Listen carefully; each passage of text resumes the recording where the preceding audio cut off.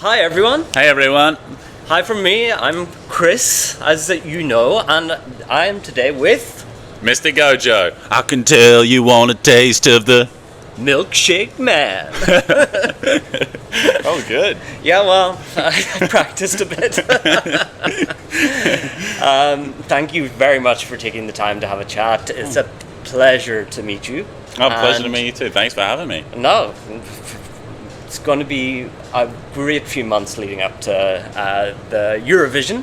And you obviously are representing Australia. Yes. With your song, Milkshake Man. Yeah. Which has got a lot of attention so far. I want to get on to talk about the song, but before that, maybe I wanted to hear a bit about your own background and kind of how you got to where you are now, musical influences, what made you interested in Eurovision as well. Yeah. Along those lines. Yeah, I feel like it's so hard to like consolidate everything into into a question. I feel like there's so much. But yeah, I mean, like, long story short, I suppose. Yeah, I'm from the country of Western Australia. I grew up in a very small town, on like an isolated block of land, with my 5 siblings and 2 parents.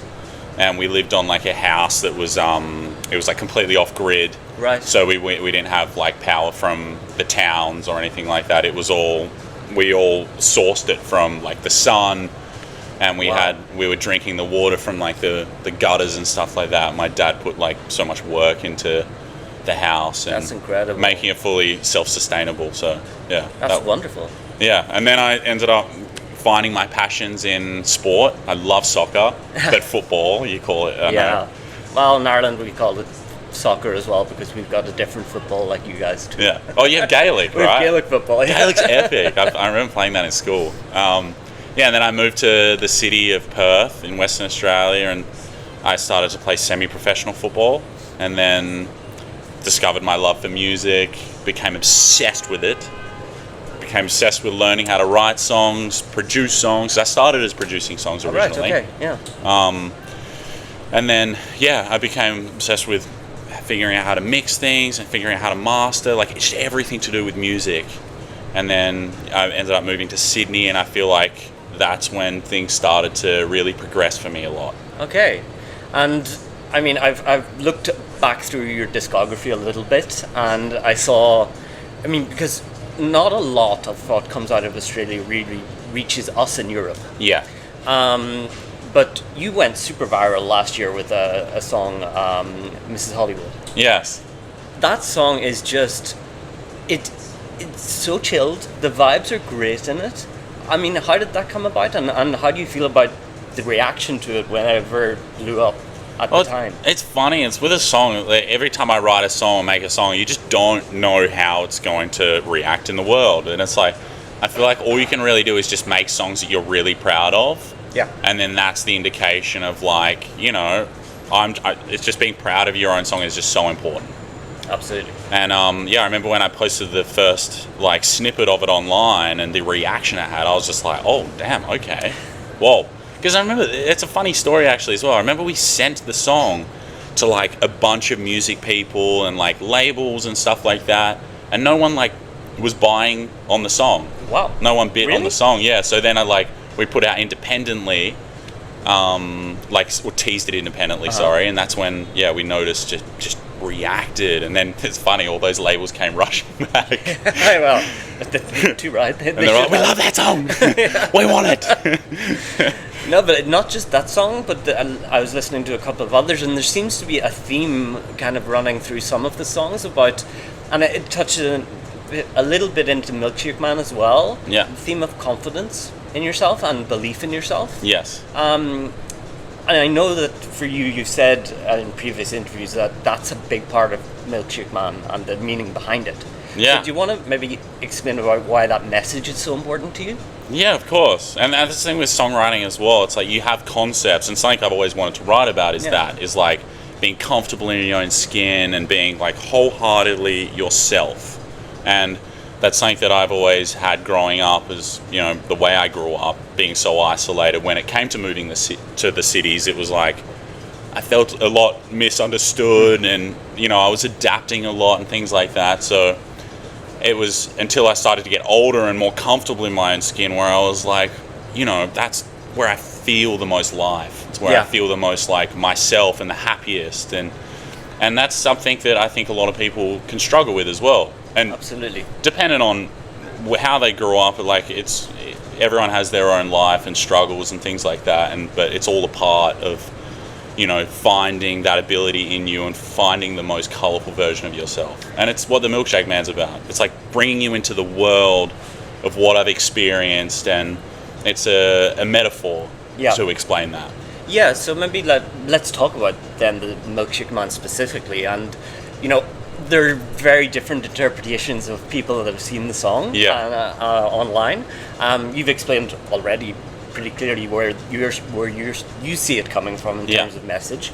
How do you aim to kind of project that message when you kind of bring it to the stage, singing it live in front of an audience? Yeah. What's the idea? I know you can't share a lot about staging specifics, but what would be the ideal approach for you to get that message across?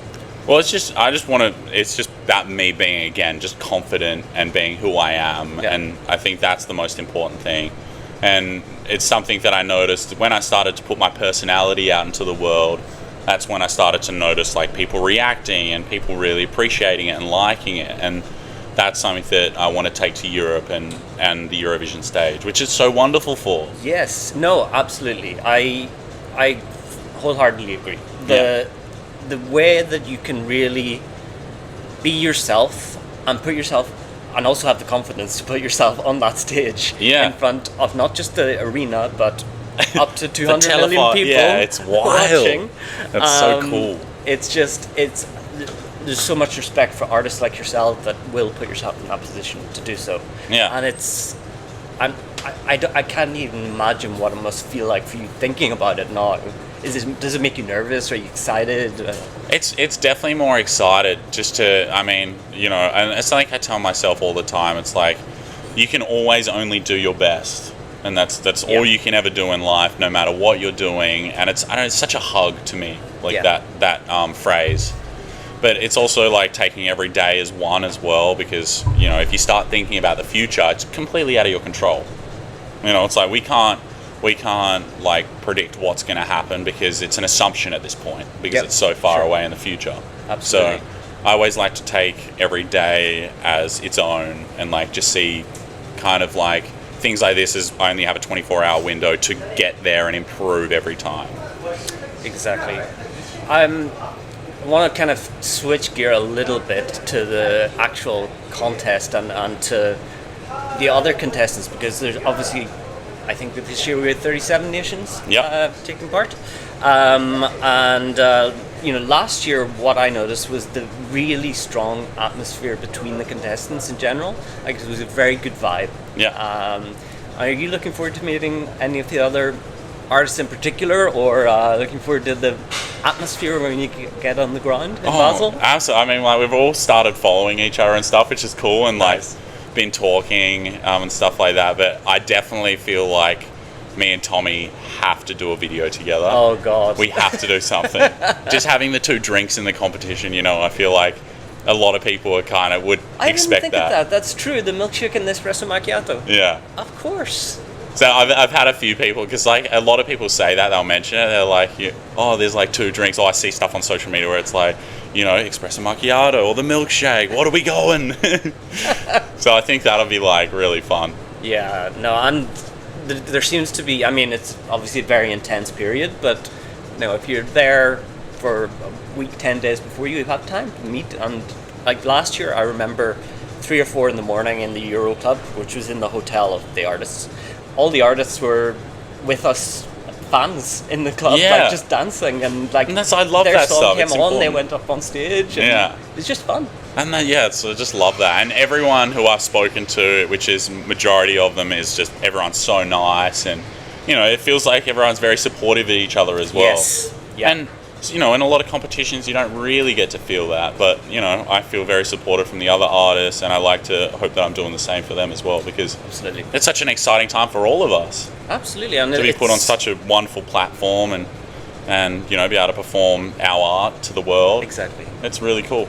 No, it's so important, and that support means a lot to other artists. I know from last year, and as you say yourself, like for you, it obviously means a lot to get it. Yeah. You're quite far away geographically, but very far away. Close. 22-hour flight. Yeah, but well, yeah, if you're lucky. But at the same time, you've got quite a good social media presence that is making it much easier for you, it seems, to kind of interact with some of the artists. I've noticed interactions with Kyle, for example, from Norway. We always talk about the kangaroos. Yeah, is the kangaroo coming? I asked Eurovision, I DM'd them and asked if I can bring a kangaroo, and they responded actually yesterday, and they said, can it fit in your oversized baggage? I mean, kangaroos, they're pretty tall, like... What about a joey? Could you get a joey in there? Probably could, actually. A joey would work, wouldn't it? Or a wallaby. Yeah. Wallabies kind of look like kangaroos. Yeah, and in Europe we won't know the difference. Yeah, they look very similar. No, well, thank you very much. I don't want to take up too much more of your time. Maybe just to finish off, is there any kind of message that you would like people in Europe to hear from you about the song, about yourself, about what you want to bring to them as you come to Eurovision in Basel? Yeah, I'm definitely if you see me just in the street or wherever you might see me post something on social media for where I'm going to be, if you come down, I would love to meet you and have a dance. And just, I love learning about different cultures and seeing everyone and meeting everyone. And I hope that you wear that red jacket that's in your closet, because you need to spread the love of the Milkshake Man. Yeah, when I say sweet, sweet, you say? Yum, yum. That's it.